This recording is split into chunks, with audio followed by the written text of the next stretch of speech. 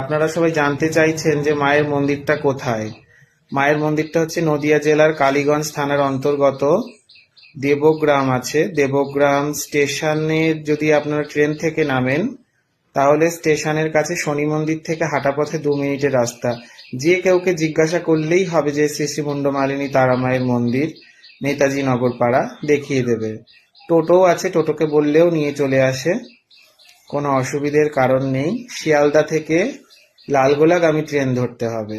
আর যদি কেউ বর্ধমান বা ইত্যাদি বিভিন্ন জায়গা থেকে আসেন তো আপনারা একবার একটুখানি দেখে নেবেন যে নদিয়া জেলার দেবগ্রাম, তারপরে আপনারা আপনাদের সুযোগ সুবিধা অনুযায়ী আপনারা যাতে সুবিধা হবে সেই অনুযায়ী আসতে পারেন। প্রত্যেক শনি এবং মঙ্গলবার মায়ের মন্দিরে অসংখ্য ভক্তের ভিড় এবং ঢল নামে। মা অতীব জাগ্রত, জীবন্ত মা। ভক্তরা সচক্ষে মায়ের মহিমা দর্শন করতে পারে। অবশ্যই সেটা